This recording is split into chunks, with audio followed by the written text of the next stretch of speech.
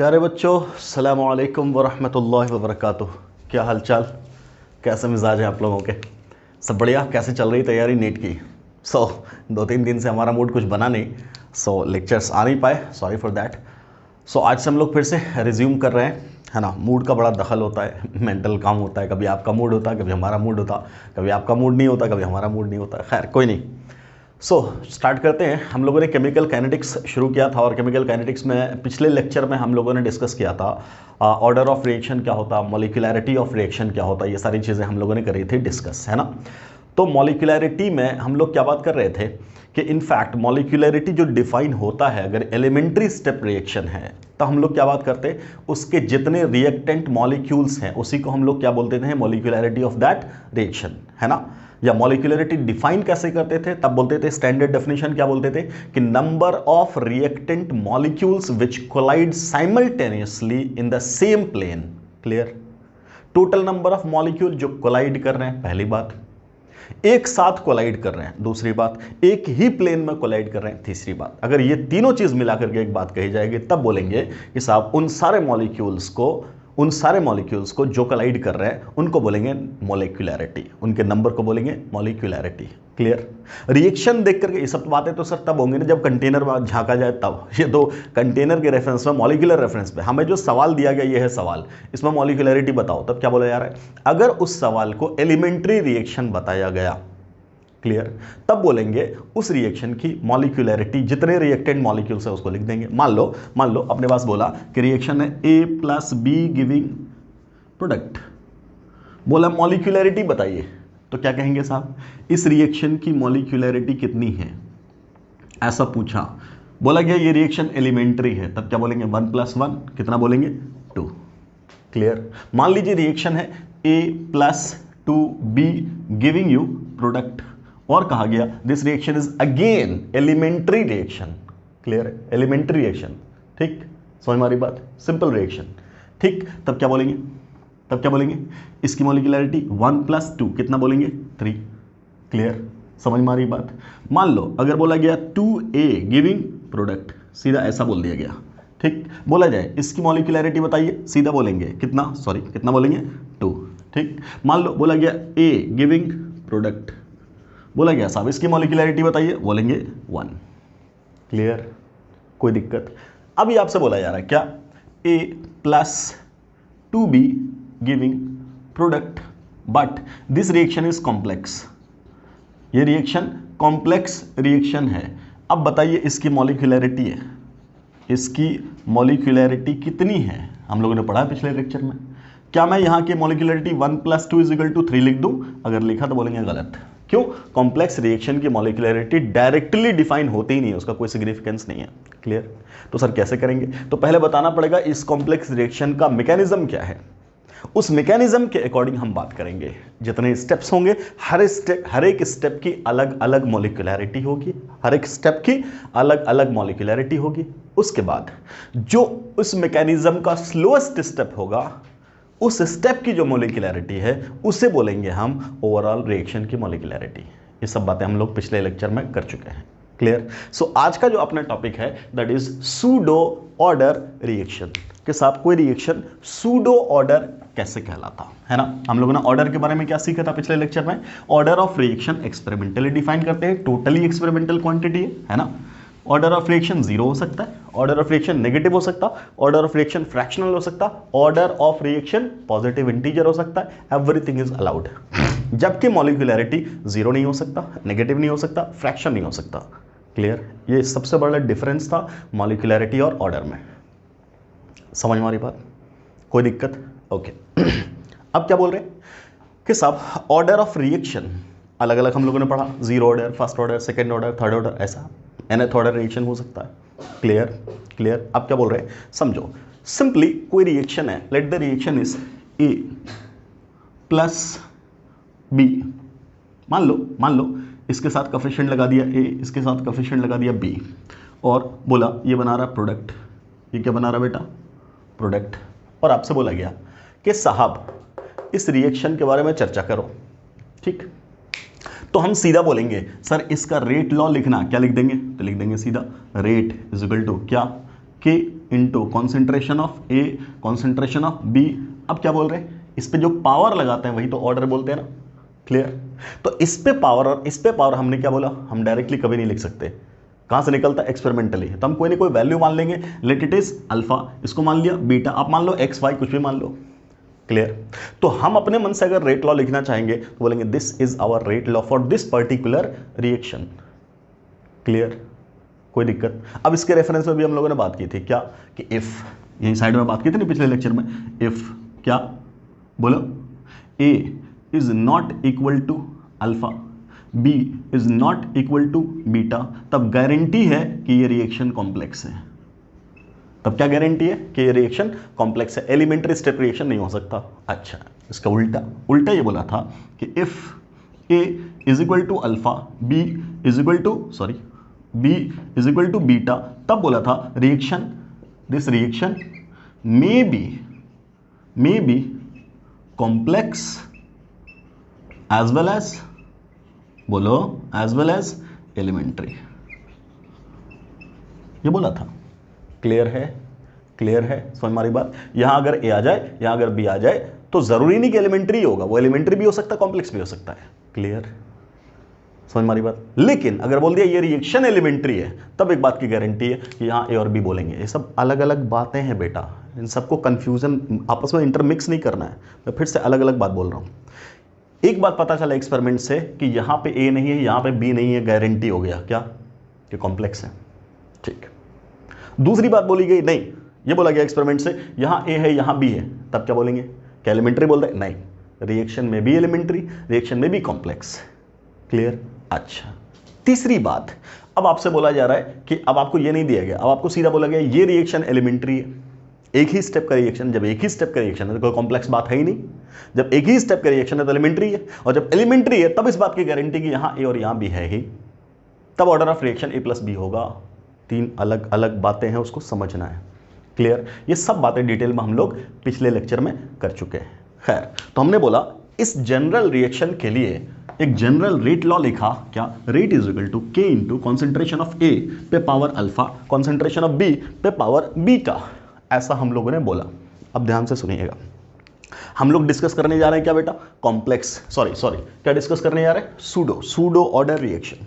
ठीक, ओके। क्या कह रहे हैं कि जनरली अगर अल्फा और बीटा बोल दिया आपने, तब आप क्या बोलोगे, बोलो, order of reaction is equal to, अगर आपसे बोला जाए रेट लॉ ये है, ऑर्डर ऑफ रिएक्शन बोलो, तब क्या बोलेंगे, अल्फा प्लस बीटा, ऐसा बोलते हैं हम लोग। कि अगर रेट लॉ ये, तब क्या बोलेंगे, अल्फा प्लस बीटा। अब यहां बोला गया, क्या बोला गया, इफ, अब यहां कंडीशन लाई गई, क्या कंडीशन लाई गई, if A is present in large excess. Clear. Large access मतलब बी के मुकाबले में ए का अमाउंट बहुत ज़्यादा है, बहुत ज़्यादा। मतलब हम ऐसा मान लेते हैं कि साहब बी बहुत ज़्यादा है, तो हमने माना कि, कौन ज़्यादा है, ए बहुत ज़्यादा है, तो हमने माना कि बी का 1 मोल है। कितना बेटा, 1 मोल। 1 लीटर में तो 1 मोलर बोल दो, ठीक, हम मोल बोल रहे हैं। 1 मोल है किसका, बी का। और जो ए है ना वो बहुत ज़्यादा का मतलब क्या, हम लोग बोल रहे हैं 1000 मोल है। क्लियर। अब आराम से, ये कब है, T1 इज इक्वल टू 0 पे, और T2 is equal to T final. मतलब जब रिएक्शन कंप्लीट हो गया, जब रिएक्शन कंप्लीट हो जाएगा तो ये ऑब्वियसली क्या हो जाएगा बेटा, 0। ये कितना रह जाएगा, तो बोलेंगे 999, ऐसा होगा। बिल्कुल सही बात है, ऐसा हो रहा है सर। क्लियर। अब तुम्हें देखने से क्या लग रहा है कि सर ये तो खत्म ही हो गया, बी तो खत्म ही हो गया, है ना, और ए कितना था, 1000, अब कितना है, 999। तो तुम क्या बोलोगे, सर फर्क ही क्या पड़ा, किसके ऊपर, ए के ऊपर। ये मतलब है लार्ज एक्सेस होने का। ए कितना था, 1000, अब कितना बचा, 999। क्या उसमें कोई फर्क दिखेगा, बोलेंगे नहीं, जितना वो था उतना ही दिख रहा है, जितना एक था उतना ही दिख रहा है। तो तुम क्या बोलोगे, इसमें तो कोई फर्क ही पड़ता हुआ नहीं दिख रहा। समझ में आ रही बात, समझ में आ रही बात। क्या बोलोगे तुम कि साहब ये जितना था लगभग तो उतना ही दिख रहा है। क्लियर है, ठीक। तब बोलते हैं कि साहब A is in large excess, A is in large excess. Clear, okay. अब क्या बोला गया कि जब ए लार्ज एक्सेस में है तो इस क्वांटिटी को अगर आप देखोगे तो क्या आपको कांस्टेंट नहीं लग रहा? आप क्या बोलोगे? पहले 1000 था, अब 999 है, तो क्या बोलेगा? लगभग बराबर ही है, तो इसका मतलब क्या? It seems to be constant. क्या दिख रहा है? वो लगभग क्या है? कांस्टेंट दिख रहा है, बराबर ही है। इसका मतलब क्या? उसमें कोई चेंज नहीं आया, उसमें कोई चेंज नहीं आया। समझ में आ रही बात? उसमें कोई चेंज नहीं आया। इसका मतलब क्या हुआ कि अगर इसका कॉन्सेंट्रेशन कांस्टेंट हो गया, किसका? ए का कॉन्सेंट्रेशन कांस्टेंट हो गया, अगर ये चीज कांस्टेंट हो गई, अगर ये चीज कांस्टेंट हो गई, तो क्या इन दोनों का एक कांस्टेंट ये और दूसरा कांस्टेंट ये, इन दोनों का नया प्रोडक्ट एक नया कांस्टेंट नहीं बन जाएगा? बिल्कुल बन जाएगा। तो अब जो नया रेट लॉ डिफाइन होगा, that rate law will be K prime, ठीक, इनटू कॉन्सेंट्रेशन ऑफ बी पे पावर क्या? Beta. Clear? What is this sir? This is nothing but a new constant which is equal to rate constant K into concentration of A पे power alpha. Clear? चूंकि हमने बोला इसमें बहुत ज्यादा फर्क ही नहीं पड़ रहा, तो हम बोल रहे हैं ये कांस्टेंट है, और जब ये कांस्टेंट हो गया तो इस कांस्टेंट के साथ मिलकर के एक नया कांस्टेंट बन गया। That new constant is this much. Clear? तो जो आपका नया रेट लॉ बन गया, that new rate law is like this. और इस रेट लॉ को जब हमने देखा, इस रेट लॉ को जब हमने देखा, तब हमें क्या पता चला कि साहब रेट ऑफ रिएक्शन तो ए पे डिपेंड कर ही नहीं रहा। रेट ऑफ रिएक्शन तो ए पे डिपेंड कर ही नहीं रहा। क्यों? क्योंकि रेट लॉ में ए है ही नहीं। क्यों नहीं है? Because that was constant. Clear? तो उसको आपने कांस्टेंट में घसीट लिया। क्लियर? इसका मतलब ये रिएक्शन का रेट अब किस पे डिपेंड कर रहा है? सिर्फ बी पे। किस पे डिपेंड कर रहा है? बी पे। क्लियर? पहले क्या था? पहले क्या बोला था नॉर्मली? अल्फा प्लस बीटा, और अब ऑर्डर ऑफ रिएक्शन तुम्हें क्या दिख रहा है? बीटा। क्लियर? क्लियर? अब अगर यहां से तुम्हें कोई बोले what is the order of reaction, तो बेटा तुम क्या बोलोगे? क्या बोलोगे? इस रिएक्शन का ऑर्डर क्या है? तब क्या बोलेंगे? बीटा। क्लियर? तो सर पहले तो अल्फा प्लस बीटा बोल रहे थे, बिल्कुल बोल रहे थे, लेकिन आपको तब वो पता नहीं था, तब वो अंदाजा नहीं था कि इन दोनों में से इनका एक्चुअल अमाउंट क्या है। तो जब एक के मुकाबले में दूसरे का अमाउंट बहुत ज्यादा हो जाए, लार्ज एक्सेस में हो जाए, तब बोलते हैं कि इसके अमाउंट में तो कोई फर्क ही नहीं पड़ रहा। जब इसमें फर्क ही नहीं पड़ रहा तो रिएक्शन उसके रेट पे डिपेंड, मतलब रिएक्शन का रेट उस पर डिपेंड ही नहीं कर रहा, और जब उस पर डिपेंड नहीं कर रहा, इसका मतलब सिर्फ इस पर डिपेंड कर रहा है। तो जो रिएक्शन दिख रहा था अल्फा प्लस बीटा ऑर्डर का, अब उसका रिएक्शन हो गया, क्या हो गया? Beta order. उस रिएक्शन का ऑर्डर क्या हो गया? बीटा। पहले क्या था? अल्फा प्लस बीटा, और अब वो क्या हो गया? बीटा। तो ये रियल में बीटा है? बोलेंगे नहीं। क्यों? इसके लार्ज एक्सेस होने की वजह से वो बीटा ऑर्डर का हो गया। अगर हम यही रख दें 1 और यहां भी रख दें 1, या यहां रख दें 2, यहां रख दें 4, यहां रख दें 1, यहां रख दें 3, बोलेंगे कंपेरेबल वैल्यू। कंपेरेबल वैल्यू अगर हुआ तब हम क्या बोलेंगे? अगर दोनों में से कोई लार्ज एक्सेस में नहीं है तब हम बोलेंगे अभी भी अल्फा प्लस बीटा ही होता, बट चूंकि ये लार्ज एक्सेस में हो गया, जिसकी वजह से ये कांस्टेंट हो गया, तो इसकी वजह से ये ऑर्डर यहां से बदल के यहां चला आया, तब इसीलिए अब इसका ऑर्डर कितना हो गया? बीटा। और इस रिएक्शन को ही नाम देते हैं, ऐसे रिएक्शन को ही नाम देते हैं बेटा, क्या देते हैं बोलो? क्या रियल में इसका ऑर्डर बीटा था? नहीं, इसके एक्सेस में होने की वजह से बीटा हुआ, इसीलिए ऐसे रिएक्शन को ना क्या नाम दे देंगे बोलो? Pseudo beta order reaction. Clear है? सूडो बीटा ऑर्डर रिएक्शन, जो घट करके ऑर्डर आया वही नाम पड़ जाएगा, वही नाम पड़ जाएगा। क्लियर? समझ मारी बात? इतनी बात समझ मारी? चलो हम क्या कर दे रहे हैं? हम कुछ नहीं कर रहे, बस इसका कोएफिशिएंट बदल दे रहे हैं।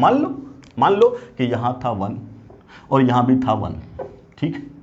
इस रिएक्शन में अगर यहां था 1, यहां था 1, कोई दिक्कत? ओके।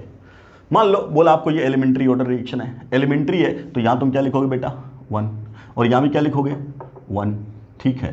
तो अगर यहां दोनों जगह 1 1 लिख दिए तो ओवरऑल ऑर्डर ऑफ रिएक्शन क्या आता? बोलिए, ऑर्डर ऑफ रिएक्शन क्या आता? 1 + 1 क्या आता बेटा? 1 + 1 क्या आता? 2। इस रिएक्शन का ऑर्डर क्या दिख रहा था? 2। इस रिएक्शन का ऑर्डर क्या दिख रहा था? 2। बट क्या बोला? A is present in large excess, और अगर ए लार्ज एक्सेस में है, इसका मतलब रिएक्शन का रेट ए पे डिपेंड कर ही नहीं रहा, तो अब किस पे डिपेंड कर रहा? बी पे। और हमने इस बीटा को काई से चेंज कर दिया? बोला एलिमेंट्री है, एलिमेंट्री बोलते ही यहां का जो कोएफिशिएंट वही हो जाएगा ऑर्डर, तब क्या बोलोगे तुम? यहां क्या आ गया? 1। तो अब इसी रिएक्शन का ऑर्डर क्या दिख गया तुम्हें? बोलो क्या दिख गया? 1। क्लियर? क्लियर? समझ मारी बात? एंड व्हाट इज के? K is K prime it is equal to K into A पे पावर क्या बेटा? 1। क्लियर? तो अब इस रिएक्शन का क्या नाम देंगे? अभी तक बीटा बोल रहे थे, अब इसी को क्या बोल देंगे? सूडो, बोलो pseudo first order. Pseudo first order. पहले क्या दिख रहा था? 2।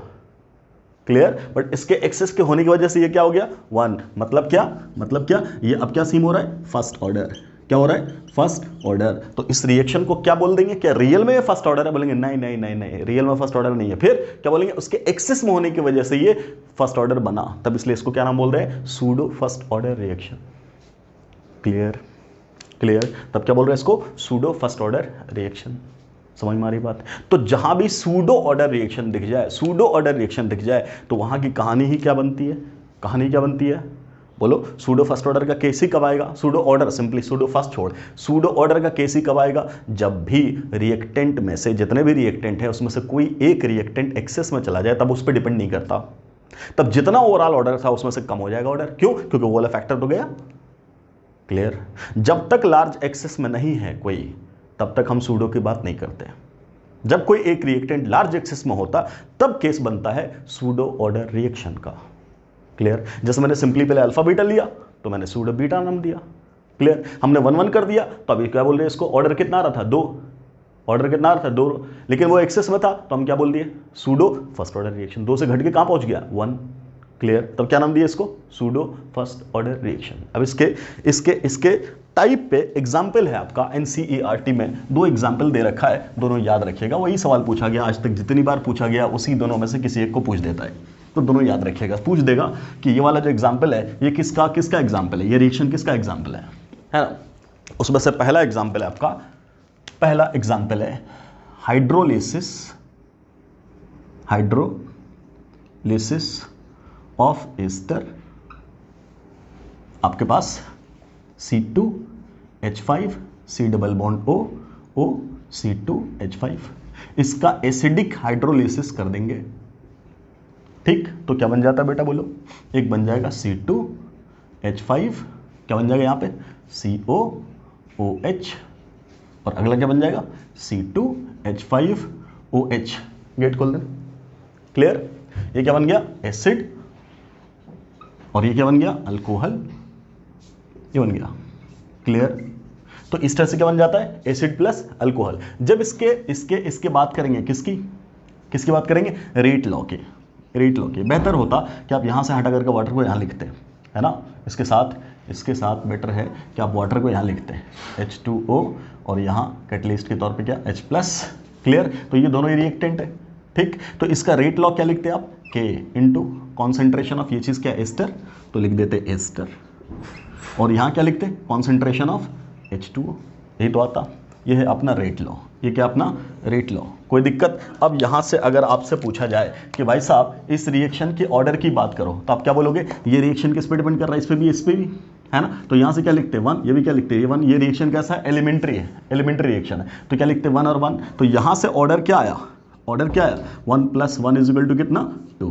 अभी 2 ऑर्डर आया, लेकिन अब क्या बोल रहे हैं, क्योंकि इसमें ये जो पानी है ये होता है एक्सेस में, ये पानी क्या होता है एक्सेस में। क्लियर। मान लो 1 मोल एस्टर आपने डिसॉल्व कर दिया किसके अंदर 1 लीटर सॉल्यूशन में, तो तुम क्या बोलोगे, जब भी पानी आया तो पानी का कॉन्सेंट्रेशन तो फिक्स है, पानी का कॉन्सेंट्रेशन क्या है फिक्स है, एंड दैट कॉन्सेंट्रेशन इज, बोलो बेटा कितना आता है 55.55। कहां से आता है 55.55, 1 लीटर का मास कितना, 1000 ग्राम, 1000 ग्राम डिवाइडेड बाय इसका मोलर मास कितना 18 ग्राम। क्लियर। डिवाइड करोगे कितना आएगा 55.55 डिवाइडेड बाय 1 लीटर, तो इतना मोल डिवाइडेड बाय 1 लीटर, इतना मोल पर लीटर, है ना। एक बार आईटी ने पूछा हुआ क्या, प्योर वाटर का कॉन्सेंट्रेशन मोलरिटी क्या होता, दैट इज 55.55। क्लियर। समझ हमारी बात। तो क्या बोल रहे हैं, अब सोच के देखो, ये 1 मोल और ये 55.55 कहाँ डिफरेंस समझ में आ रहा है कितना ज़्यादा। तो क्या बोल रहे हैं, ये एक्सेस में, इसके एक्सेस में आते ही अब तुम क्या बोलोगे, सर इसकी वजह से तो मामला कांस्टेंट है, ये तो कांस्टेंट है ना सर।